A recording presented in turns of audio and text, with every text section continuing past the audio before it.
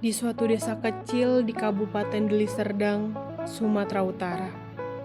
Pada tahun 1972, terlahir seorang anak yang akan membuktikan bahwa ketekunan dan tekad mampu mengubah nasib seseorang. Namanya adalah Rosta. Anak pertama dari 5 bersaudara, tumbuh dalam keluarga yang penuh dengan keterbatasan.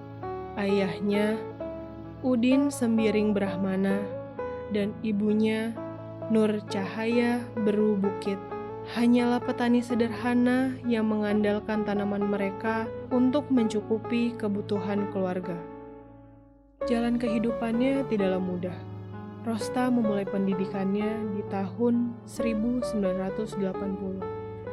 Ia harus berjalan kaki sejauh 4 km setiap hari untuk sampai ke sekolah dasarnya di SD Negeri Durin, Simbelang. Setiap langkah yang diambilnya melewati jalan setapak dan menyeberangi sungai selalu menantang kaki mungilnya untuk berjuang. Keluarga Rosta tinggal di sebuah pondok sederhana di ladang mereka sendiri. Kehidupan mereka sangat jauh dari kata mewah. Mereka tidak memiliki televisi, radio, atau bahkan penerangan listrik. Sejak usia dini, Rosta telah terbiasa dengan hidup sederhana yang mengajarkan arti dari kata keterbatasan. Makanan sehari-harinya seringkali hanya nasi dengan jagung atau cincangan ubi. Namun, di tengah kekurangan ini, Rosta dan keluarganya membangun ketekunan dan tekad yang kuat. Pada tahun 1985, Rosta dan keluarga pindah ke desa Namoriam, di mana kehidupan mereka sedikit membaik. Orang tuanya membuka kedai kopi, dan mereka menjalani kehidupan yang lebih nyaman. Namun, tantangan demi tantangan bermunculan.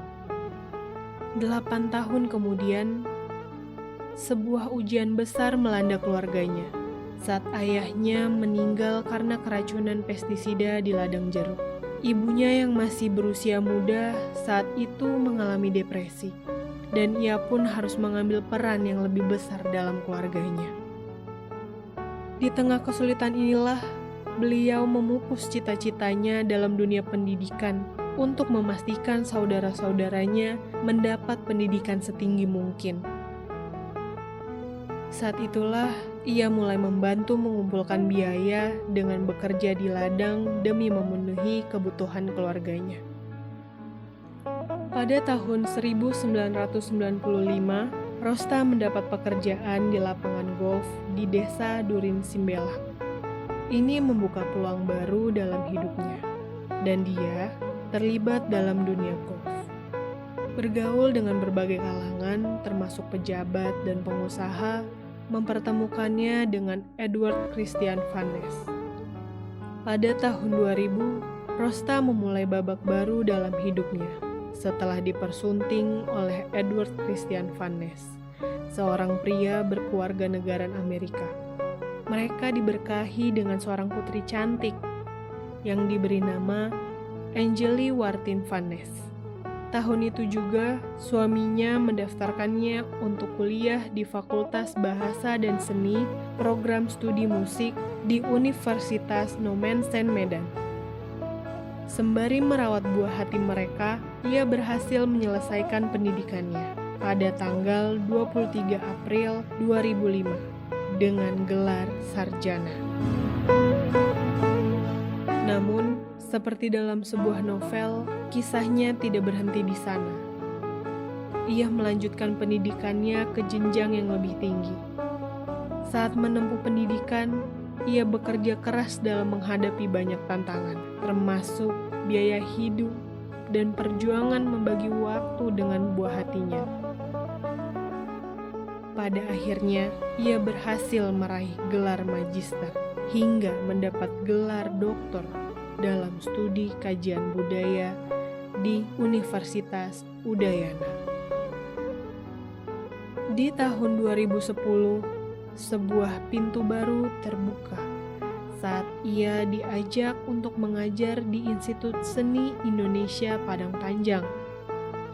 Ia menerima tawaran itu dan menjadi bagian dari dunia pendidikan seni.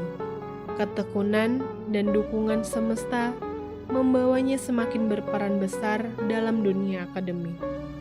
Kerja kerasnya pun berbuah manis, mengantarkannya menjadi ketua program studi dan bahkan wakil rektor di Institut Seni Indonesia Padang Panjang. Dan terhitung 1 Agustus 2023, Rosta Minawati dikukuhkan menjadi profesor guru besar di bidang ilmu kajian budaya. Perjalanan hidup Rosta adalah sebuah kerja keras. Ia berprinsip untuk selalu memberi dukungan kepada yang lain, dan itu tidak akan membuat seseorang menjadi rendah. Seperti halnya beliau mendukung adik-adiknya hingga berhasil. Dan hari ini beliau pun tidak terhalang untuk berhasil. Allah punya rencana, mukjizatnya nyata.